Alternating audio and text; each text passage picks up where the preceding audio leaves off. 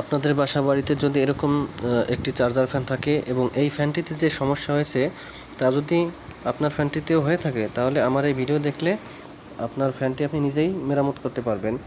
এটার সমস্যা হচ্ছে এই যে 4 পিনওয়ালা যে ব্রিজ রেকটিফায়ার আছে, এটা নষ্ট হয়ে গেছে। তো আমরা একটি লাইটের সার্কিট থেকে এই ব্রিজ ডায়োডটি খুলে নেব। খুলে আমরা এখানে লাগাবো, এই সার্কিটের এখানে লাগাবো। তো এখানে যে ব্রিজ রেকটিফায়ারটি আছে, এটা আমরা এখন খুলে নেব। আমরা সোল্ডারিং আয়রন দিয়ে এই ব্রিজ রেকটিফায়ারটি খুলে নেব। দেখুন, খুলে নিচ্ছি আমরা।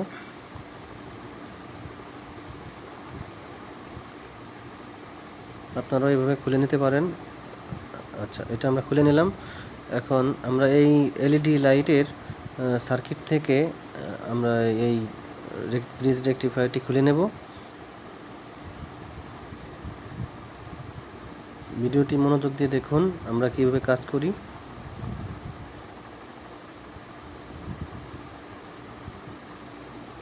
আমরা ওখান থেকে খুলে নিলাম।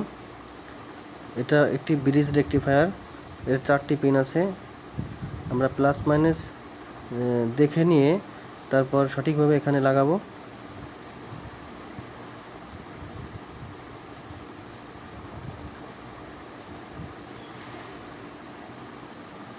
আমরা এখানে সোল্ডার করে নিচ্ছি।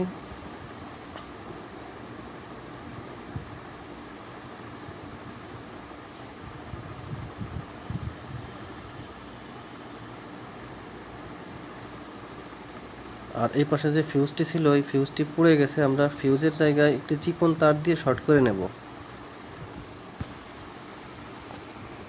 শর্ট করে নিলে তাহলে আমাদের লাইনটি রেকটিফায়ারে সংযোগ পাবে।